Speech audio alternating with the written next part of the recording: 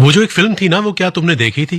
क्या कमाल का पिक्चराइजेशन था, क्या कहानी थी, और संगीत और गीत का तो कहना ही क्या। और सबसे ऊपर भाई, वो जो डायलॉग्स थे ना, वो मैं आज तक नहीं भूला। इतने साल हो गए, लेकिन उन डायलॉग्स को मैं आज भी दोहराता रहता हूं। उनसे उस फिल्म के गीतों को मैं गाता रहता हूं। क्या तुमने देखी थी वो फिल्म? दोस्तों, अक्सर हम ऐसी ही बातें करते हैं अपने एक दूसरे के साथ जब हम फुर्सत के पलों में बैठे होते हैं। और वाकई कुछ फिल्में ऐसी होती हैं जिन्हें वक्त की रफ्तार कभी पीछे नहीं छोड़ पाती। ऐसी ही बाकमाल फिल्मों का गुलदस्ता लेकर AIR FM गोल्ड हाजिर होता है आपके लिए। वो जो एक फिल्म थी। और आज जिस फिल्म का हम जिक्र करेंगे आपके साथ, जिस फिल्म के बातें करेंगे, जिसको हम एक बार फिर से याद करेंगे, उसके गीतों को सुनेंगे और उसकी पटकथा, संवाद, उसकी अदायगी पर नजर डालेंगे, वो बाकमाल अमर फिल्म है आनंद।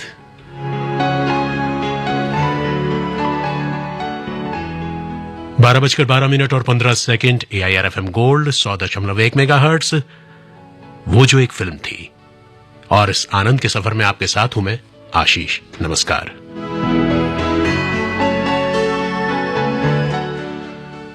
उन्नीस 1971 में आई ये फिल्म आनंद, भारतीय सिनेमा के दो दिग्गज सुपरस्टार राजेश खन्ना और अमिताभ बच्चन की आनंद भारतीय सिनेमा की बेहतरीन और सबसे प्रेरणादायक फिल्मों में से एक है।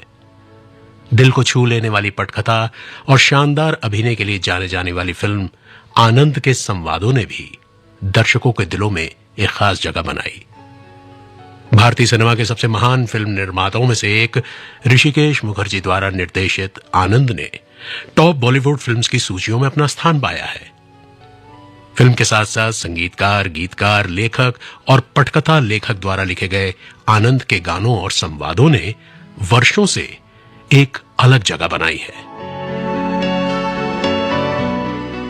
संगीत की बात करें तो सलील चौधरी का संगीत, गीतकार गुलजार और योगेश के गीत, डायलॉग्स गुलजार साहब, producer NC Sippy, Rishikesh Mukherjee, photography का पक्ष संभाला प्रकाश आनंदकर ने, शशिकांत काबरे ने और मुश्ताक ने, और निर्देशन, एडिटिंग, कहानी, इसका सेहरा बंधा ऋषिकेश मुखर्जी साहब के सर, और एडिटिंग में उनका साथ दिया शंकर प्रधान, सुभाष गुप्ता ने।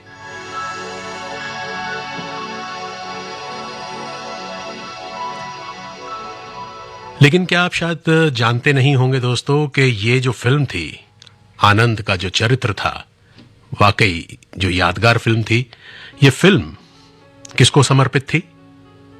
महान अभिनेता राज कपूर से प्रेरित थी और उन्हीं को समर्पित थी। अगर आप फिल्म देखेंगे तो शुरू के टाइटल्स में पाएंगे कि डेडिकेटेड टू राज कपूर। किशोर कुमार और महमूद जो थे वो मुख्य अभिनेताओं के लिए मूल पसंद थे पहले, लेकिन किशोर कुमार के साथ बात न बनने के बाद ऋषिकेश मुखर्जी ने राज कपूर और शशि कपूर को भूमिकाओं की पेशकश की। हालांकि इस महान फिल्म के लिए चुने गए अंतिम अभिनेता राजेश खन्ना और अमिताभ बच्चन थे। फिल्म ने अमिताभ बच्चन को सार्वजनिक पहचान दिलाने में बहुत बड़ी भूमिका निभाई और वो स्टार बन गए। इस फिल्म को राष्ट्रीय फिल्म पुरस्कार में सर्वश्रेष्ठ फिल्म के अलावा 6 श्रेणियों में फिल्म फेयर पुरस्कारों से भी सम्मानित किया गया, जैसे कि सर्वश्रेष्ठ फिल्म पुरस्कार ऋषिकेश मुखर्जी, सर्वश्रेष्ठ अभिनेता पुरस्कार राजेश खन्ना, सर्वश्रेष्ठ सहायक अभिनेता अमिताभ बच्चन, सर्वश्रेष्ठ संवाद लेखन गुलजार, सर्वश्रेष्ठ संपादन पुरस्कार ऋषिकेश मुखर्जी और सर्वश्रेष्ठ कथा पुरस्कार ऋषिकेश मुखर्जी। ये बाकमाल कीर्तिमान स्थापित हुए आनंद के साथ।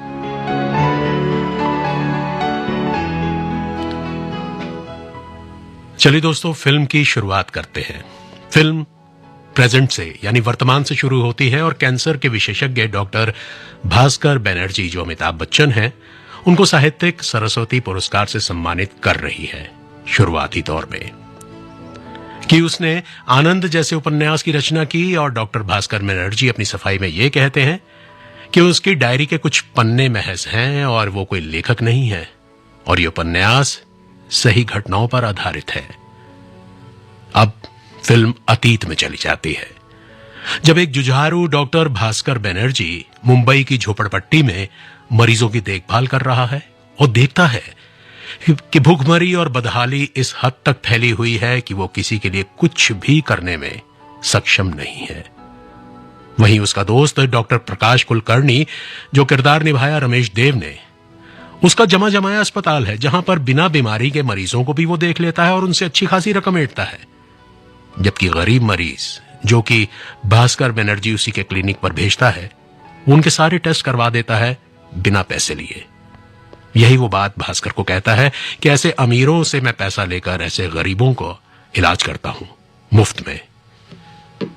और उसके बाद एक दिन प्रकाश को दिल्ली से उसके एक दोस्त डॉक्टर का त्रिवेदी का खत आता है कि वो अपने दोस्त आनंद को, जो कि है राजेश खन्ना, उसके पास भेज रहा है। प्रकाश आनंद से कुछ साल पहले मिला जरूर था और उसका अच्छा दोस्त भी बन गया था। आनंद को अंतड़ियों का कैंसर है और वो ये बात जानता है कि ज्यादा से ज्यादा वो 6 महीने ही जिंदा रहेगा। जब प्रकाश और भास्कर प्रकाश के दफ्तर में बैठे हुए होते हैं तो आनंद वहां आ जाता है और अपनी मजाक की आदत जो है वहां से वो शुरू कर देता है। अरे कहा था ना फिर मिलेंगे, मिल गए ना, बैठो। अरे तुम्हें बीच में तुम्हारी शादी होगी? हाँ। अभी कैसी है? बहुत अच्छी है। Junior senior?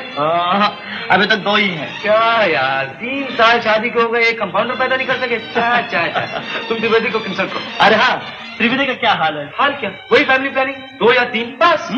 और उसके अपने बच्चे? अपने बच्चे 2 और 3 यानी कि 5 बस। 5? अरे हाँ आनंद, इनसे मिलो, ये डॉक्टर भास्कर बनर्जी। अरे बाबू मोशाय, लड़कियां कॉलेज में आपको बाबू मोशाय बुलाया करती थी ना? त्रिवेदी ने मुझे सब कुछ बता दिया। सुना है बहुत लड़कियां मरा करती थी आप पर। अब क्या हाल है? लेकिन आनंद, तुम तो कल आने वाले थे। अरे अपना तो हर काम ऐसे ही होता है दोस्त। जब मैं पैदा होने वाला था तो डॉक्टर ने कहा कि 21 अक्टूबर को पैदा होगा। मैं 20 को आटप का। अगर अब किसी डॉक्टर ने मेरे मरने की तारीख लिख दी तो देख लेना, मैं उससे पहले खिसक जाऊंगा। अरे हाँ मेरे दोस्त, तुम्हारे ऑफिस में मैंने अपनी जायदाद रखी है, एक सूटकेस और एक टेप रिकॉर्डर। बोरिया ले आओ, बिस्तरा नहीं ला। फिक्र न करो, तुम्हारा बिस्तर ऊपर के केबिन में लगाया है, तुम यही रहोगे। तुम्हारी एक्सरे प्लेट में दिखा रहा था डॉक्टर बनर्जी को। अरे वाह, यहाँ तो अपनी फिल्म चल रही है। ए बाबू मोशाय, क्या मिला? वो मैं त्रिवेदी को लिख दूंगा, आपको फिक्र करने की जरूरत नहीं। कमाल है, मेरी चीज और मैं फिक्र नहीं करूं। क्या जानना चाहते हैं आप? कम से कम बीमारी का नाम तो बता दीजिए। बीमारी का नाम जानकर क्या मिलेगा आपको? मिले ना मिले, बताना जरूर पड़ेगा। अगर मैं कहूं कि आपको लिम्फोसार्कोमा ऑफ द इंटेस्टाइन हुआ है तो आप क्या समझेंगे? क्या क्या क्या क्या, फिर से कहिए। लिम्फोसार्कोमा ऑफ द इंटेस्टाइन।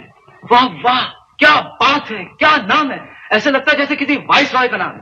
बीमारी हो तो ऐसी हो, नहीं तो नहीं हो। You are a great doctor बाबू मोशाय। वाह वाह, क्या नाम है, लिम्फोसार्कोमा ऑफ द इंटेस्टाइन। आदमी विविध भारती पर अनाउंस कर सकता है। कसम से दोस्त, अगर ये बीमारी किसी औरत को होती ना तो ऐसे लगता जैसे उसने किसी अंग्रेज को गोद ले लिया। ये मजाक और मस्करीपन की बात नहीं।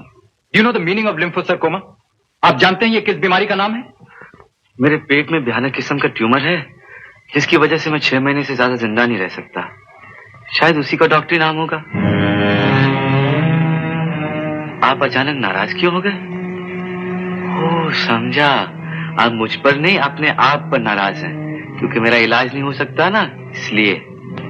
ये बाबू मोशाय, मैं तो भालो बाशा भालो ना है, इतना प्यार अच्छा नहीं। बाबू मोशाय, मैं आपको चेक कर सकता हूँ? मुझे क्या हुआ? भाई अपना हाथ तो दीजिए। नब्ज इधर। No chance. आपकी उम्र क्या? 30। 30। 100 में से 30 गए, कितने रह गए दोस्त? 70। आपकी जिंदगी 70 साल से ज्यादा नहीं। आपको मालूम आपकी बीमारी क्या है?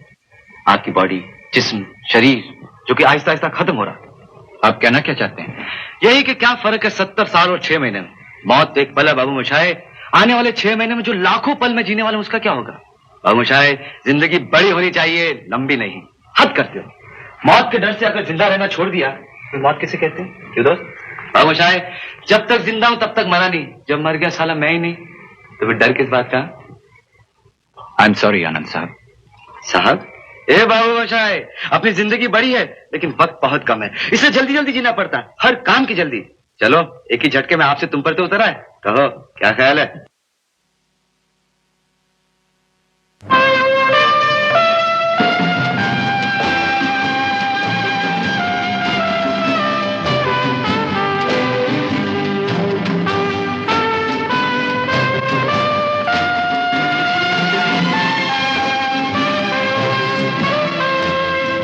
जिंदगी कैसी है पहेली हाय, कभी तो हंसाए कभी ये रुलाए। जिंदगी कैसी है पहेली हाय, कभी तो हंसाए कभी ये रुलाए।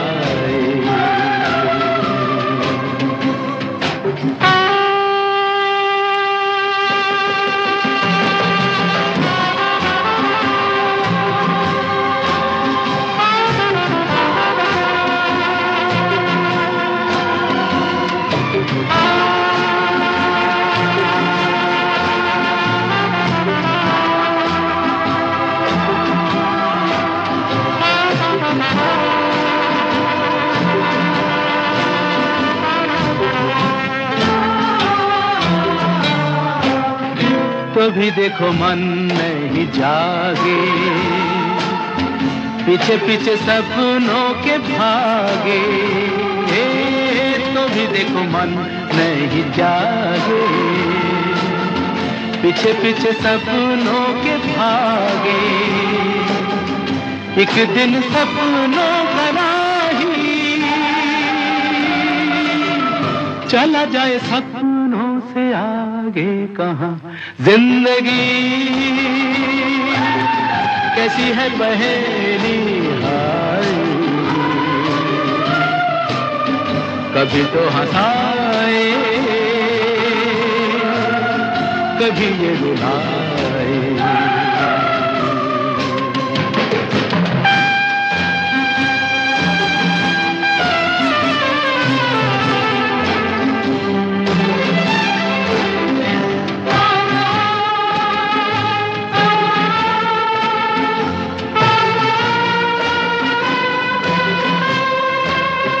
जिन्होंने सजाए यहाँ मेले,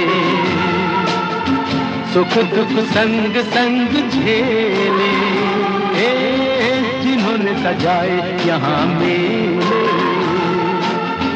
सुख दुख संग संग झेले। वही चुनकर खामोशी यूं चले जाए अकेले कहाँ। जिंदगी कैसी है पहेली हाय, कभी तो हंसाए। आनंद की जिंदादिली देखकर भास्कर उसका कायल हो जाता है कि उसे मालूम है कि आनंद जानता है कि वो सिर्फ 6 महीने ही जिंदा रहेगा, लेकिन इतना जिंदा दिल है वो, वाकई कमाल का इंसान है। अब जो आनंद है उसका इंतजाम रहने का डॉक्टर प्रकाश ने अपने वहीं पर किया है। कहां पर भला? अपने क्लिनिक पर, नर्सिंग होम में। और वहां पर उसको एक कमरा दिया जाता है कि आप यहां रहेंगे। अब साहब आनंद तो है बातूनी, वो किसी से बिना बोले कैसे रह सकता है। तो वहां की जो मैट्रन है उनको वो मदर कहने लग जाता है, उनसे वो इतना प्यार मोहब्बत करने लग जाता है कि मां जैसा उसको उनमें अक्स दिखाई देता है।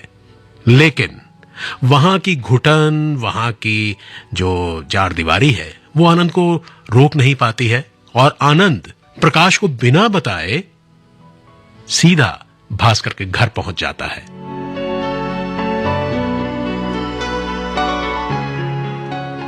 अचानक आनंद को भास्कर अपने घर पर देखकर हैरान हो जाता है, पूछता भाई यहां कैसे? कहता है भाई मैं वहां नहीं रह सकता हूं, मैं तो बोलने का आदी हूं, मुझे बातचीत के लिए कोई ना कोई दोस्त तो चाहिए, लिहाजा मैं वहां से बिना बताए भाग आया हूं। तो भास्कर पूछता है तुम्हारा सामान? कहता है कुछ नहीं, सामान सब वही है। अभी वो बातें कर ही रहे होते हैं कि डॉक्टर प्रकाश जो है अपनी पत्नी सुमन, जो कि सीमा देव उनकी असली जिंदगी में भी पत्नी है, उन्होंने किरदार निभाया है, वो दोनों आते हैं। वो भी देख के हैरान हो जाता है प्रकाश के भाई आनंद यहां कैसे, लेकिन फिर वो सारा माजरा समझ जाता है। वो दोनों आते हैं न्योता देने के लिए अपनी शादी की सालगिरह का।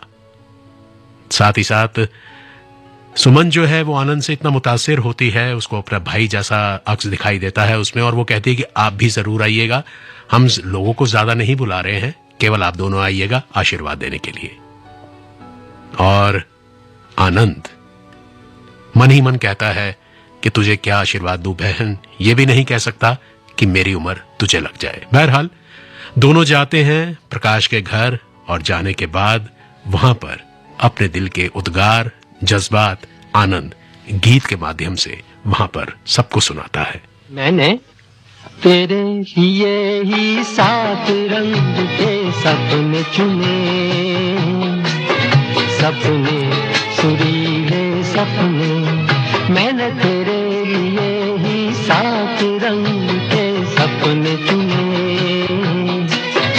सपने सुरीले सपने, कुछ हंसते कुछ गम के, तेरी आंखों के साए चुराए रसीली यादों ने, ओ मैंने तेरे लिए ही 7 रंग के सपने चुने, सपने सुरीले सपने।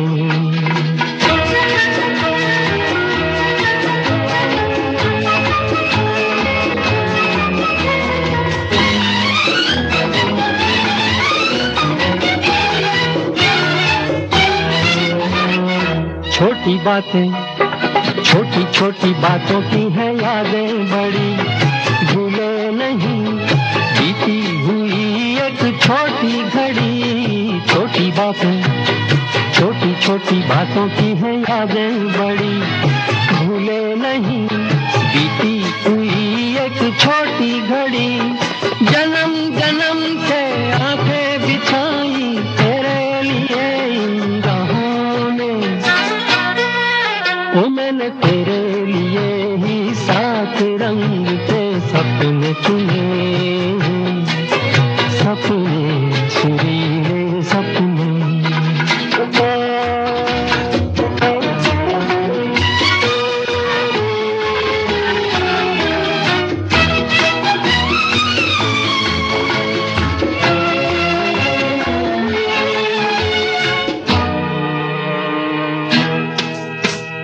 रूठी रातें रूठी हुई रातों को मनाया कभी तेरे लिए, मीठी सुबह को बुलाया कभी, रूठी रातें रूठी हुई रातों को मनाया कभी तेरे लिए, मीठी सुबह को बुलाया कभी, तेरे बिना भी तेरे लिए ही दिए जलाए हमने, ओ मैंने तेरे लिए ही 7 रंग के सपने चुने,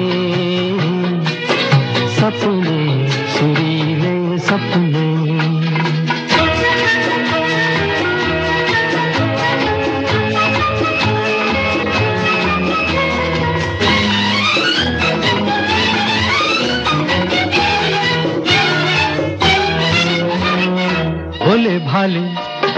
भोले भाले दिल को बहलाते रहे, तन्हाई में तेरे ख्यालों को सजाते रहे, भोले भाले दिल को बहलाते रहे, तन्हाई में तेरे ख्यालों को सजाते रहे, कभी कभी को आवाज देकर मुझको जगाया ख्वाबों ने,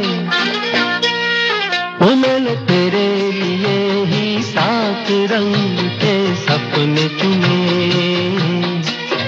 सपने सुरीले सपने, कुछ हंसते कुछ गम के, तेरी आंखों के साए चुराए रसीली यादों ने, ओ मैंने तेरे लिए ही 7 रंग के सपने चुने, सपने सुरीले सपने।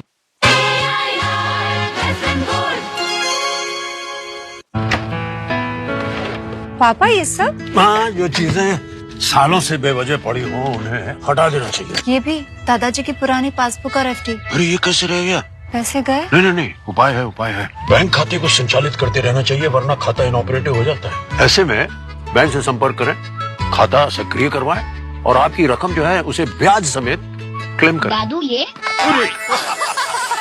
आरबीआई कहता है जानकार बनिए, सतर्क रहिए। सही कह रहा है।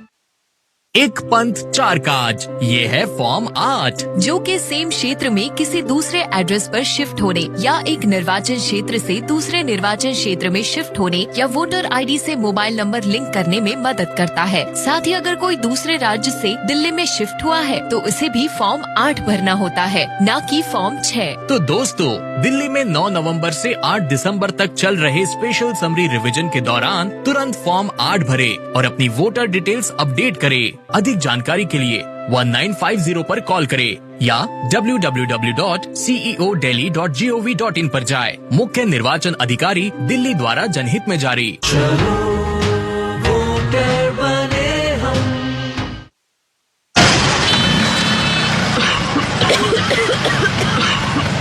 ओफो, कितना पोल्यूशन है। लोग कब सीखेंगे रेड लाइट पर गाड़ी को स्विच ऑफ करना? गाड़ी का इंजन स्विच ऑफ करने से प्रदूषण तो कम होगा ही, साथ ही पेट्रोल और पैसे की बचत होगी और माइलेज भी बढ़ेगी। कृपया ध्यान दें, बढ़ते हुए प्रदूषण के मद्देनजर हमेशा रेड लाइट होने पर गाड़ी के इंजन को बंद कर दें और प्रदूषण को कम करने में सहयोग करें। दिल्ली पुलिस द्वारा जनहित में जारी।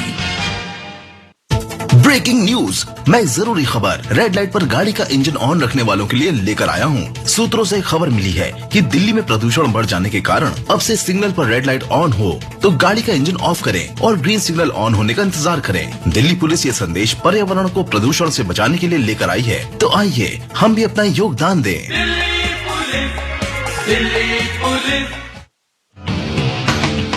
इलेक्शन कमीशन ऑफ इंडिया और आकाशवाणी का जॉइंट वेंचर मतदाता जागरूकता और वोटर्स राइट्स पर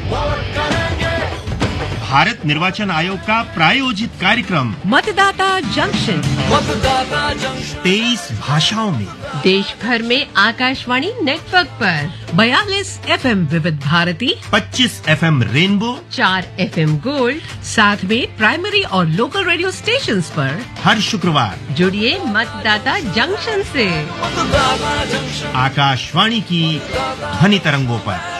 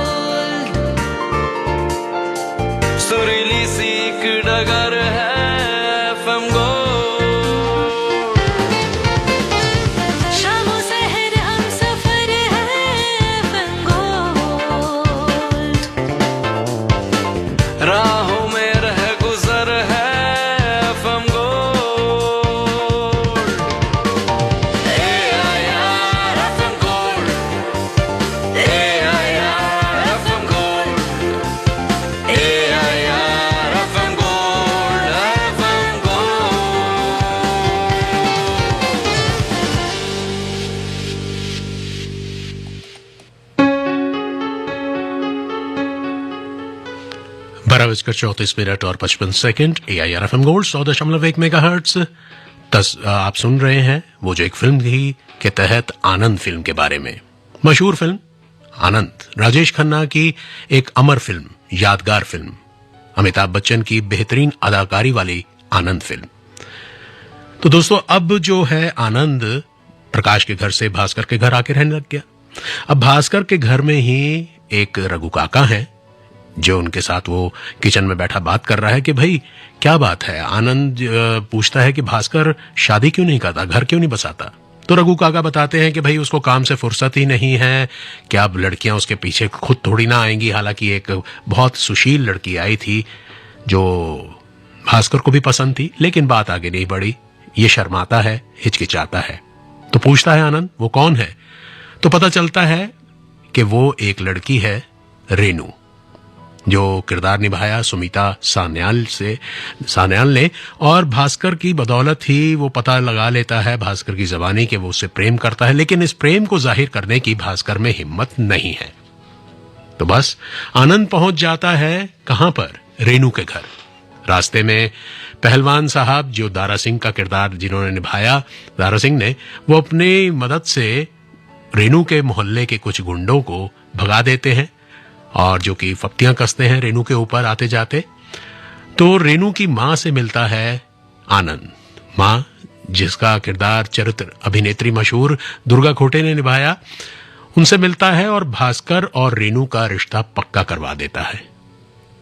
और रेनू की मां दिल से दुआएं देती हैं कि वो आज से उनका बेटा बन गया है और वो हमेशा उसको चाहेंगी कि वो उसके पास रहे। और शादी कब होगी? तब मां बोलती है कि रेनू के पिता को तो अभी गुजरे हुए सिर्फ 3 महीने हुए हैं, तो 9 महीने से पहले तो हम शादी कर ही नहीं सकते। तो आनंद कहता है कि मां जी, तब तो मैं नहीं आ पाऊंगा, क्योंकि मैं बहुत दूर जाना है मुझे, जहां से रिटर्न टिकट वापस नहीं मिलता। तो मां कहती है शादी में नहीं आओगे? तो कहता नहीं, लेकिन मेरी दुआएं, मेरा आशीर्वाद हमेशा रेनू और भास्कर के साथ है।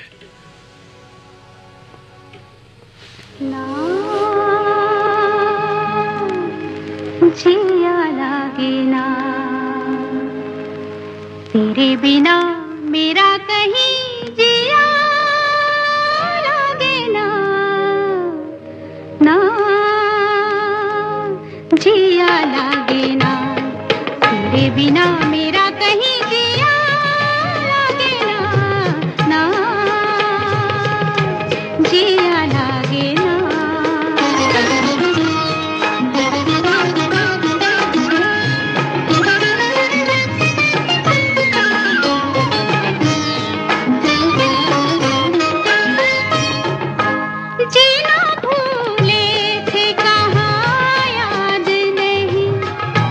तुझको पाया है जहाँ, सांस फिर आई वहीं, जीना भूले थे कहाँ याद नहीं। तुझको पाया है जहाँ, सांस फिर आई वहीं, जिंदगी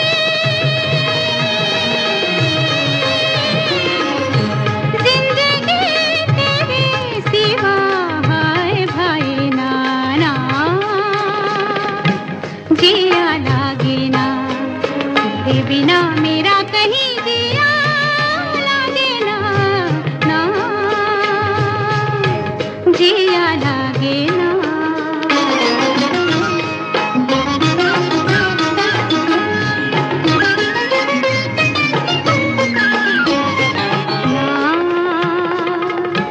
जिया लागे ना, ना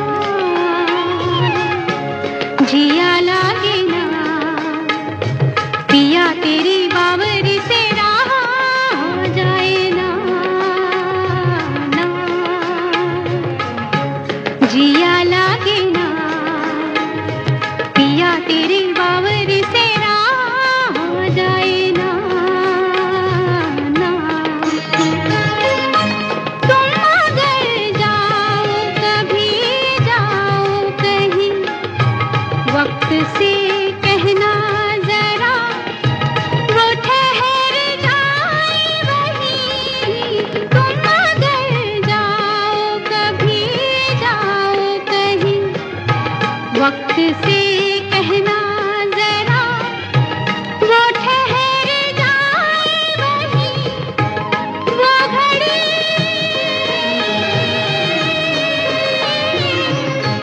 वो घड़ी वहीं रहे ना जाए ना, ना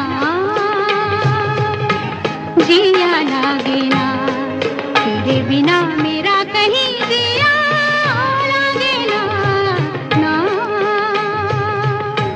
जिया लागे ना। आनंद की पर्सनैलिटी में एक बात और भी खास रही कि वो अपनी बातों से, अपने उद्गारों से मन के सभी को अपना बना लेता है। ये बात तो तय है। इतना मिलनसार, इतना हंसमुख, इतना जिंदा दिल इंसान है वो, कल की उसको परवाह नहीं है। और ऐसे ही दोस्ती बनाने में वो माहिर है। उसमें एक खास बात ये रही कि वो जब भी रास्ते पे निकलता तो किसी भी अनजाने आदमी को पीछे से जाकर जोर से उसकी पीठ पर हाथ मारता और कहता, और मुरारी लाल क्या हाल है? आदमी हक्का पक्का, भाई साहब मैं मुरारीलाल नहीं हूं, मेरा नाम दिनेश है या फला है। अरे कैसी बात कर रहे हो यार, भूल गए? दिल्ली में मिले थे, कुतुब मीनार पे मिले थे, वहां मिले थे। तो जब वो कहता है कि नहीं मैं वो नहीं हूं, तो फिर आनंद कहता है ओ माफ कीजिएगा, मेरा एक दोस्त है मुरारीलाल, आपकी शक्ल हू बहू उससे मिलती है, बहरहाल फिर मिलिएगा तो भूलिएगा नहीं। ये कह के वो जब इंसान चला जाता है तो भास्कर पूछता है कि भाई ये क्या बात हुई, किसी भी अनजान आदमी को ऐसे तुम रास्ते में पीछे से पकड़कर पूछते हो कि मुरारीलाल, जबकि वो है नहीं और तुम भी जानते हो। तो आनंद कहता है मैं किसी मुरारीलाल को तो जानता ही नहीं हूं। तो कहता फिर? कह रहा कुछ नहीं, एक इंसान मिला, वो देखने में अच्छा लगा, उससे मन किया बात करने में, तो क्या होगा, एक रिश्ता बन गया, एक नया दोस्त बन गया। ये रही आनंद की करिश्माई व्यक्तित्व की एक और झलकी। और इसी बीच आनंद को रंगमंच में काम करने वाला एक कलाकार ईसा भाई सूरतवाला यानी जॉनी वॉकर भी मिल जाता है, और उसको भी आनंद ऐसे ही दोस्त बनाता है, पीठ पर पीछे से मारकर, और कहता है कि मुरारीलाल, तो वो भी क्योंकि थिएटर का आर्टिस्ट है तो वो भी कह देता है कि हाँ मैं हूं मुरारीलाल। तो आनंद कहता है गुरु तुम तो मेरे भी गुरु निकले। तो उसने कहा भाई चेले, तुम आज से हमारे चेले बन गए। और आनंद उसके साथ उसकी थिएटर कंपनी में जाता है, वहां पर थिएटर में ड्रामा की रिहर्सल देखता है और खूब आनंद लेता है। और वहीं आनंद कुछ संवाद सीखकर ईसा भाई से यानी जॉनी वॉकर से भास्कर के टेप रिकॉर्डर में जो है रिकॉर्ड भी कर देता है, टेप भी कर देता है। जिंदगी और मौत ऊपर वाले के हाथ है जहां पना, उसे ना आप बदल सकते हैं और ना मैं। हम सब रंगमंच की कठपुतलियां हैं जिनकी डोर ऊपर वाले की उंगलियों में बंधी है। कब, कौन, कैसे उठेगा कोई नहीं बता सकता।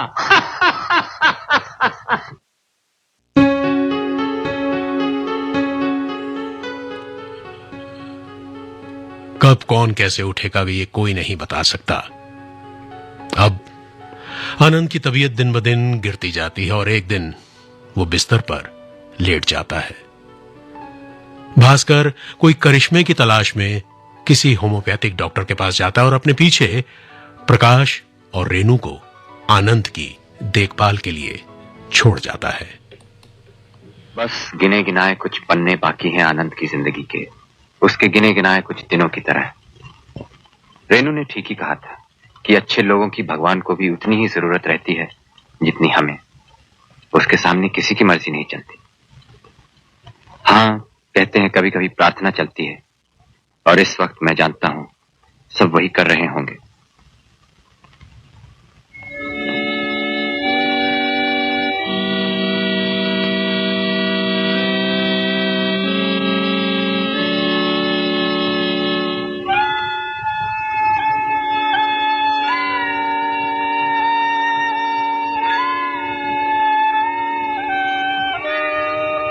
लेकिन अंत हम सब जानते हैं।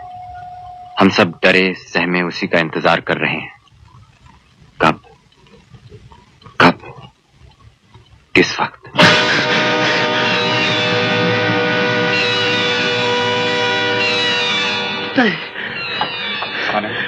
आनंद ऑक्सीजन ले लो, आराम मिलेगा। फिर क्या करता हूँ, सब क्या करता। प्रकाश, मैं डॉक्टर शास्त्री के पास जा रहा हूँ। सुना है होम्योपैथी में कोई दवा है जो लग जाए तो मिरेकल कर सकती है। क्या तू जानता नहीं कि अब कुछ नहीं हो सकता? क्यों नहीं हो सकता? तुझे कैसे मालूम कुछ नहीं हो सकता? क्या इससे पहले कभी कोई मिरेकल नहीं हुआ? बहुमूशा है आनंद, मैं अभी आया। कहीं मत जाओ बहुमूशा, इस वक्त कहीं मत जाओ बहुमूशा। तू घबरा नहीं आनंद, तू घबरा नहीं। मैं गया और आया।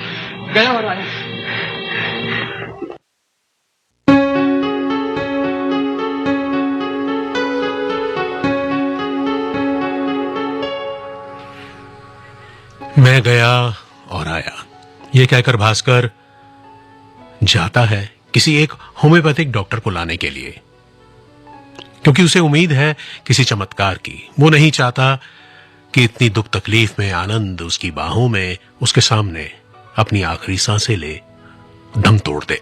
लिहाजा वो हर चमत्कार को जिनको वो पहले नहीं मानता था, हालांकि एलोपैथिक डॉक्टर होते हुए वो पहले नहीं मानता था होम्योपैथिक को, लेकिन फिर भी वो एक चमत्कार की आशा में वहां से जाता है।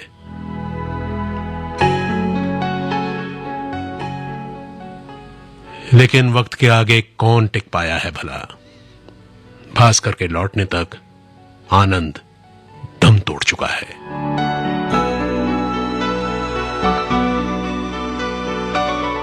और बैकग्राउंड में आनंद का वही रंगमंच से टेप किया संवाद चल रहा होता है।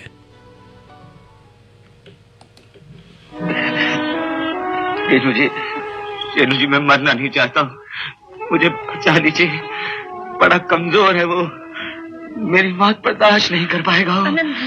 बड़ा कमजोर है वो, मेरी मौत बर्दाश्त नहीं कर पाएगा, बर्दाश्त नहीं कर पाएगा। आनंद भैया, आनंद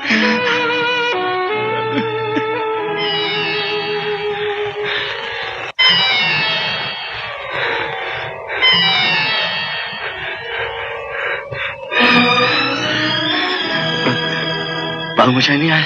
अभी आ जाएंगे, अभी आ जाएंगे।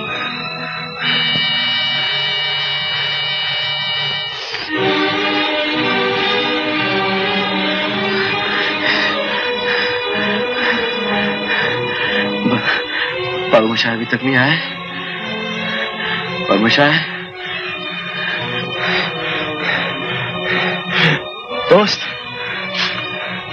आनंद दोस्त, टेप चला दो जल्दी, जल्दी मेरे दोस्त, टेप चला दो।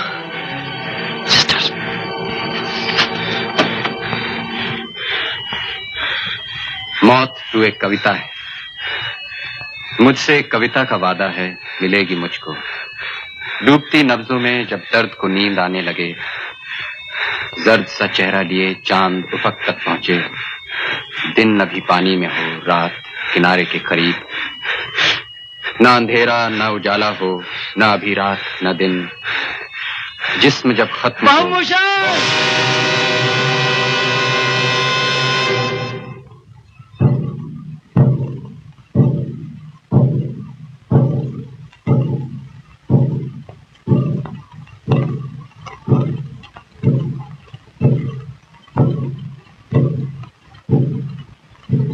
प्रकाश, डॉक्टर शास्त्री।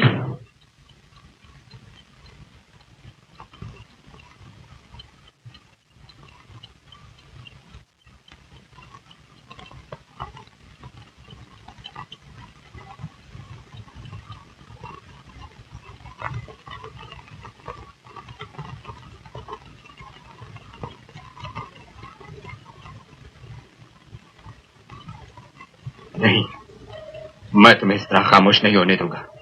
6 महीने से तुम्हारी बकबक सुन रहा हूं मैं। बोल बोल के मेरा सर खा गए हो तुम। बोलो, बातें करो मुझसे, बातें करो मुझसे, बातें करो मुझसे। बाबूमशाय, बाबूमशाय, जिंदगी और मौत ऊपर वाले के हाथ है जहां पना, उसे ना तो आप बदल सकते हैं ना मैं। हम सब तो रंगमंच की कठपुतलियां हैं जिनकी डोर ऊपर वाले की उंगलियों में बंधी है। कब कौन कैसे उठेगा ये कोई नहीं बता सकता है।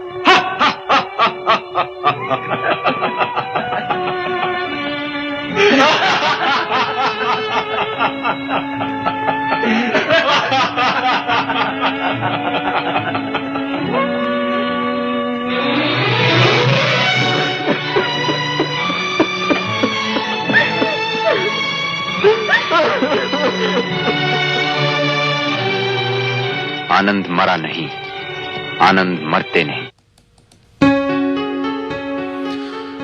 आनंद मरा नहीं, आनंद मरते नहीं। इस बात के साथ ही फिल्म में जो अतीत की बात चल रही होती है वापस वर्तमान में उसी स्टेज पर आती है, क्योंकि फिल्म समापन हो गई है, समापन की ओर है। आखिर ही उसका शॉट आ रहा है जहां पर अमिताभ बच्चन यानी भास्कर ये कहता है कि आनंद मरा नहीं, आनंद मरते नहीं। मौत तो एक कविता है, मुझसे एक कविता का वादा है, मिलेगी मुझको। डूबती नब्जों में जब दर्द को नींद आने लगे, जर्द सा चेहरा लिए चांद उफक तक पहुंचे। दिन अभी पानी में हो, रात किनारे के करीब, ना अंधेरा ना उजाला हो, ना अभी रात ना दिन, जिस्म जब खत्म हो और रूह को जब सांस आए, मुझसे एक कविता का वादा है, मिलेगी मुझको।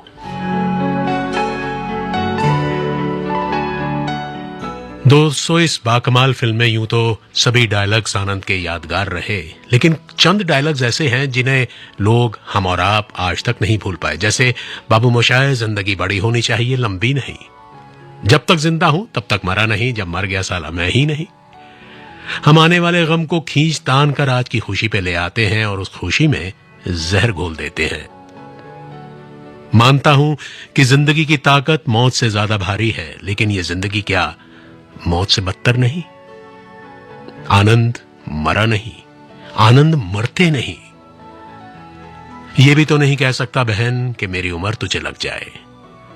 कब, कौन, कैसे उठेगा ये कोई नहीं बता सकता। मौत तो बस एक पल है। बाबू मोशाय, जिंदगी और मौत ऊपर वाले के हाथ में है। उससे ना तो आप बदल सकते हैं और ना मैं। हम सब तो रंगमंच की कठपुतलियां हैं जिनकी डोर ऊपर वाले की उंगलियों में बंधी है।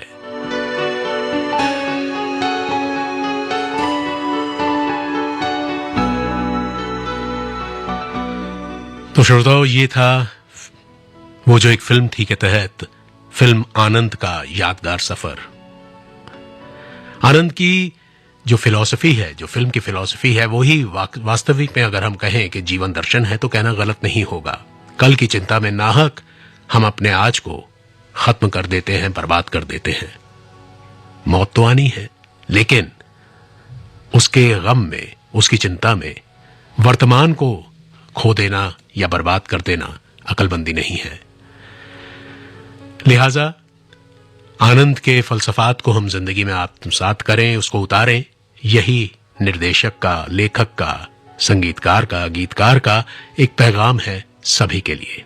उम्मीद करता हूं कि आज का ये कार्यक्रम आपको पसंद आया होगा।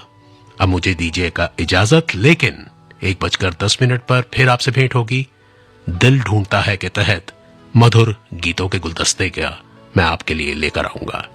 तब तक के लिए इजाजत।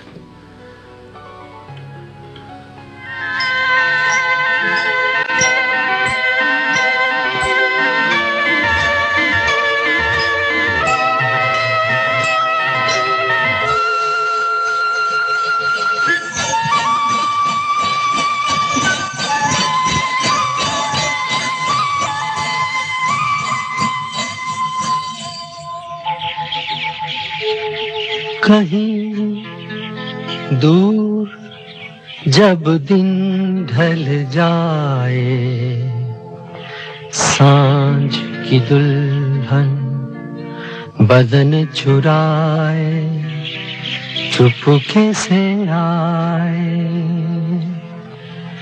कहीं दूर जब दिन ढल जाए, सांझ की दुल्हन बदन चुराए, चुपके से आए। मेरे ख्यालों के आंगन में कोई सपनों के दीप जलाए, दीप जलाए। कहीं दूर जब दिन ढल जाए, सांझ की दुल्हन बदन चुराए, चुपके से आए।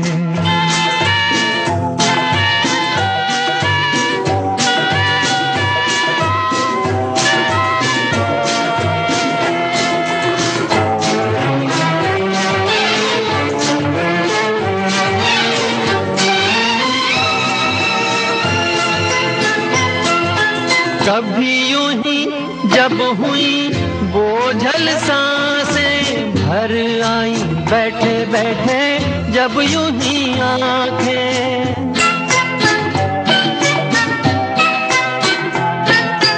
कभी यूं ही जब हुई बोझल सांसें भर आई, बैठे बैठे जब यूं ही आंखें।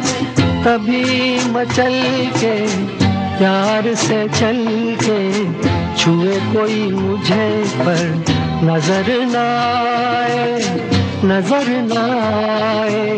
कहीं दूर जब दिन ढल जाए, सांझ की दुल्हन बदन चुराए, चुपके से आए।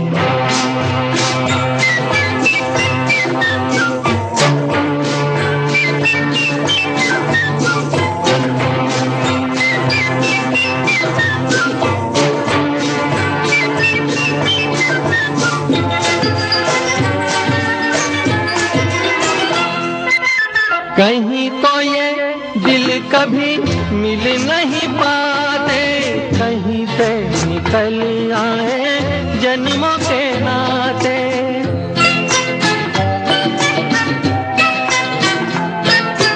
कहीं तो ये दिल कभी मिल नहीं पाते, कहीं से निकल आए जन्मों के नाते।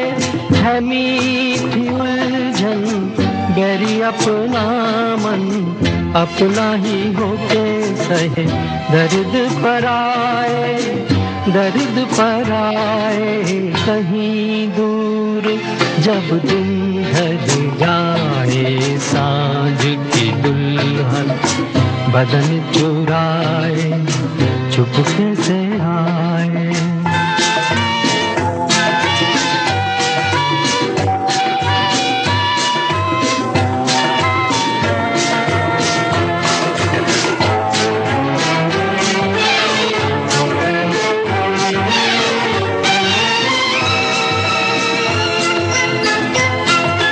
दिल जाने मेरे सारे भेद ये गहरे हो गए, कैसे मेरे सपने सुनहरे।